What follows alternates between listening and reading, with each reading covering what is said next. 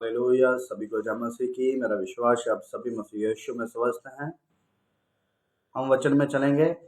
पहला करंथियों 6 अध्याय उसकी 12 और 13 आयत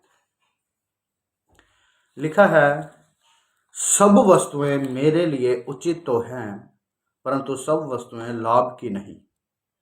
सब वस्तुएं मेरे लिए उचित हैं, परंतु मैं किसी बात के अधीन ना होऊंगा। यहाँ परमेश्वर का पवित्र कलाम कहता है कि सब वस्तुएं मेरे लिए उचित तो हैं। हर एक वस्तु मेरे लिए जरूरी है, पर यह जरूरी नहीं कि हर एक वस्तु मेरे लिए लाभ का कारण हो। और हर एक वस्तु मेरे लिए जरूरी तो है, पर मैं किसी भी बात के अधीन ना होऊंगा। भोजन पेट के लिए और पेट भोजन के लिए है, परंतु परमेश्वर इसको और उसको दोनों को नष्ट करेगा। परंतु देह व्यभिचार के लिए नहीं, वरन प्रभु के लिए है और प्रभु देह के लिए है। हालेलुया। आज हमारी दौड़ सिर्फ खाना पीना और अपनी जिंदगी में ऐशो आराम है। आज हम जो कुछ भी कर रहे हैं अपनी देह के लिए कर रहे हैं। अच्छा खाएं, अच्छा पहने, अच्छा रहें, अच्छी अच्छी जगहों पे घूमें, और हम अपने जीवन में हर एक सुख को और हर एक तरह की अच्छी अच्छी वस्तुओं को लेना चाहते हैं। परमेश्वर यहाँ पे एक बात कर रहे हैं कि भोजन पेट के लिए और पेट भोजन के लिए है। जो खाना बना है वो पेट के लिए है और पेट खाने के लिए बना है, परंतु परमेश्वर इसको और उसको दोनों को नष्ट करेगा। एक समय आएगा परमेश्वर पेट को भी और भोजन को भी और सब एक वस्तु को नष्ट करेगा। जैसे कि हम जानते हैं अंत का समय आएगा तो एक अकाल पड़ेगा तो भोजन नहीं रहेगा और हम एक दूसरे को मार मार कर खाएंगे। पवित्र शास्त्र में लिखा है कि जब प्रकाशित वाक्य में हम अंत के समय में अकालों को देखते हैं तो वहां पे एक जिक्र है कि कई औरतें इकट्ठी होकर अपने अपने बच्चों को काट काट कर खाया करती थी। ऐसा पहले समय में हुआ था। तो ये तब की बात है कि एक समय आएगा कि भोजन इस पृथ्वी पे नहीं रहेगा। लोग भोजन के पीछे लड़ेंगे, मरेंगे, एक दूसरे को मारेंगे और अपनी देह की अभिलाषाओं को पूरा करने के लिए, देह की जरूरतों को पूरा करने के लिए हम कई प्रकार के पाप करेंगे, कई प्रकार के गुनाह करेंगे और हम गुनाहों में डूबते जाएंगे। लिखा है, परंतु देह व्यभिचार के लिए नहीं, वरना परमेश्वर के लिए है और प्रभु देह के लिए है। अब बात आती है शरीर के लिए। परमेश्वर का कलाम कहता है कि तुम नहीं जानते तुम्हारे अंदर पवित्र आत्मा वास करता है और यह परमेश्वर का मंदिर है। तुम्हारी देह जो है वो परमेश्वर का मंदिर है और परमेश्वर इसमें वास करता है।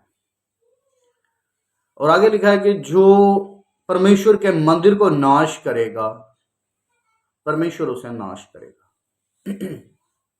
अब इसी तरीके से यहां हमने पढ़ा कि जो देह है ये व्यभिचार के लिए नहीं बल्कि प्रभु के लिए है और प्रभु देह के लिए है। अब हम बड़े मसीह, बड़े विश्वासी, बड़े सेवक, बड़े बड़े अपोस्टल, बड़े बड़े प्रॉफिट और बड़े बड़े संत, हम दिखावे के मसीह हैं लेकिन अपनी देह को व्यभिचार के लिए इस्तेमाल करते हैं। जरूरी नहीं है कि आप किसी स्त्री के साथ कुकर्म करो तो वो व्यभिचार माना जाएगा। बाइबल कहती है कि अगर तुम एक गुनाह करते हो तो तुम पूरी व्यवस्था के दोषी हो। अगर तुम झूठ बोलते हो तो भी तुम व्यभिचारी हो। अगर तुम किसी की चीज का लालच करते हो तो भी तुम व्यभिचारी हो। अगर तुम ठगी मारते हो तो भी तुम व्यभिचारी हो। अगर तुम किसी को लूटते हो तो भी तुम व्यभिचारी हो। अगर तुम किसी को भ्रम में डालकर उससे पैसे ठग लेते हो तो भी तुम व्यभिचारी हो। अब बाइबल कहती है कि तुम्हारी जो देह है वो व्यभिचार के लिए नहीं बल्कि प्रभु के लिए है। प्रभु का स्वभाव कैसा था? प्रभु का स्वभाव बड़ा अच्छा, बड़ा नम्र, पवित्रताई से जीवन चलने वाला, और प्रभु इतनी नम्र हृदय के थे कि वो पापियों के पास भी जाकर खाया पिया करते थे। हमारा स्वभाव कैसे है? क्या हम देह के और व्यभिचार के दास हैं जहां प्रभु के दास हैं? कहीं ना कहीं मैं अपने आप पे ही टिप्पणी करता हूं, मैं किसी को नहीं इन्वॉल्व करता इसमें। कहीं ना कहीं मुझे लगता है कि हम प्रभु को छोड़कर किसी और ही मार्ग पर चले जा रहे हैं। छुटकारा देता है प्रभु यीशु मसीह का लहू। हम पुराने समय से देखते आए, मूसा ने क्या लगाया? लहू। जब बलियां दी जाती थी तो लहू चढ़ाया जाता था, बछड़े चढ़ाए जाते थे। तो अब हमें क्या करने की जरूरत है कि हम प्रभु के सेवक बन के रहें, प्रभु के दास बनकर रहें। लहू का प्रचार खत्म होता जा रहा है। हमें प्रभु यीशु मसीह ने अपने कीमती लहू बहाकर खरीद लिया है। ये बातें खत्म होती जा रही हैं। सिर्फ चंगाइयां, अच्छाइयां, चंगाइयां, कोठी मिल गया, घर मिल गया, बंगला मिल गया, जूते मिल गए, कपड़े मिल गए, बस। आज अगर मैं बात करूं तो अगर यहां 10,000 लोग बैठे हैं तो उसमें से सिर्फ एक होगा जो इसलिए आया होगा कि परमेश्वर का वचन सुने। अगर हम लूका 15:1 में पढ़ते हैं, वहां लिखा है कि उसके पास पापी और गुनहगार लोग आया करते थे। क्या करने आया करते थे? कि उसकी सुने। उसके पास चुंगी लेने वाले और पापी आया करते थे। लूका 15:1 मैं आपको पढ़ देता हूं। लिखा है, सब चुंगी लेने वाले और पापी उसके पास आया करते थे ताकि उसकी सुने। तो बदलाव आता था। हालेलुया, बदलाव आता था। आज लोग सुनने नहीं आते हैं, सुनाने आते हैं। आज लोग सुनने नहीं आते हैं, सिर्फ आशीषें आशीषें बरकतें आ जाएं। पूरी बाइबल में कहीं नहीं लिखा कि पाप करने से व्यक्ति नाश हो जाएगा।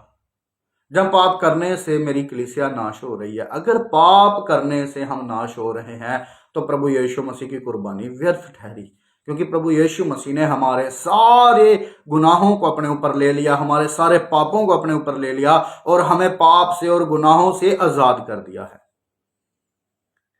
परमेश्वर का कलाम कहता है कि मेरी कलीसिया ज्ञान ना होने के कारण नाश हो रही है।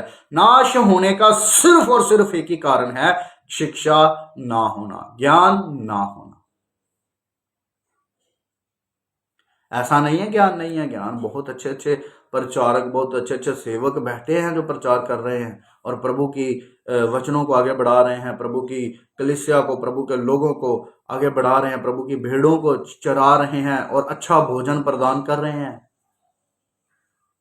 पर ज्यादातर जो कलीसिया है, नाश होने का सिर्फ एक ही कारण बताया गया है, ज्ञान ना होना, शिक्षा की कमी। हम प्रार्थना को प्रॉपर समय नहीं देते। हम किसी शादी में डांस बार अच्छा लगा हो, कोई अच्छी मॉडल आई हो नाचने के लिए, तो हम टाइम से पहले चले जाते हैं क्योंकि उसको देखना है। हम कभी चर्च टाइम से पहले नहीं आते कि हो सके हम चर्च में टाइम से पहले जाएं तो प्रभु हमें अपने दर्शन दे, हम प्रभु को देख पाएं। ऐसी हमारी इच्छा ही नहीं है। हम कभी भी अपने किसी कीमती काम को छोड़कर प्रभु के लिए नहीं निकालते, तो प्रभु तुम्हारे लिए कैसे करेगा? प्रभु हमारे जीवनों में काम करना चाहता है। कई बार हम रोक देते हैं कि हमारे जीवनों में काम ना हो। आज बीमारियां हमारे घरों में हैं, लाचारियां हमारे घरों में है। कोई घर ऐसा नहीं है जिस घर में बीमारी ना हो।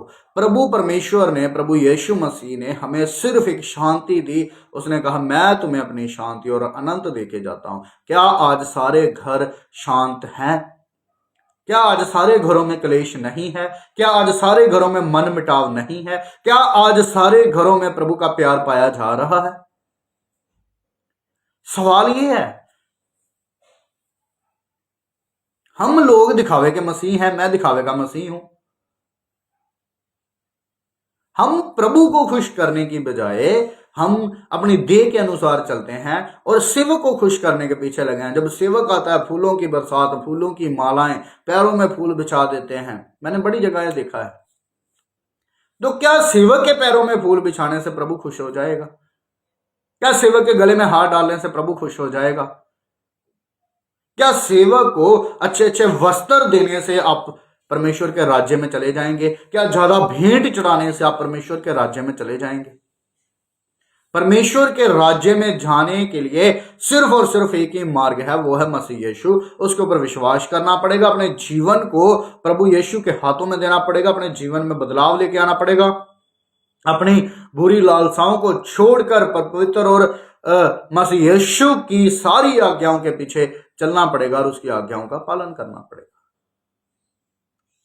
अपनी नाशमय देह से निकलकर जीवित अवस्था में आना पड़ेगा। आज हम जीवित अवस्था में नहीं है। मैं बार बार एक ही चीज का प्रचार करता हूं। मैं ऐसी ही वर्षों को ढूंढता हूं जहां पे सिर्फ और सिर्फ अंत के समय की बातें हो।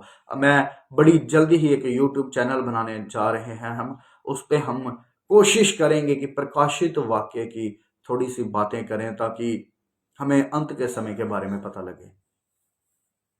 मैं सबसे निवेदन करता हूं कि आप प्रभु के राज्य के लिए, प्रभु में बढ़ने के लिए उत्सुकता रहें। आज हमारी उत्सुकता खत्म होती जा रही है। आज कोई चर्च में आकर चप्पलों को सही करने की सेवा नहीं करता। ये सच्चाई है, कड़वी है लेकिन सच्चाई है। आज अगर एक सेवक किसी को कलीसिया में कुछ कह दे तो वो अगले संडे चर्च नहीं आएगा। क्रोध भरा पड़ा है अंदर। क्रोध प्रभु की ओर से नहीं है। प्रभु की ओर से माफ करना, दया, हम्बलता है। आज अगर पास्टर किसी के पास टाइम पर नहीं पहुंच पाया तो वो नाराज हो जाते हैं। मेरा सवाल है, क्या आप प्रभु के साथ वफादार हैं? आप चर्च के साथ वफादार हैं? आप पास्टर के साथ वफादार हैं? जब आप नहीं हैं तो आप आगे से वफादारी की उम्मीद क्यों रखते हैं? हम अपना जीवन अपनी मर्जी से व्यतीत कर रहे हैं।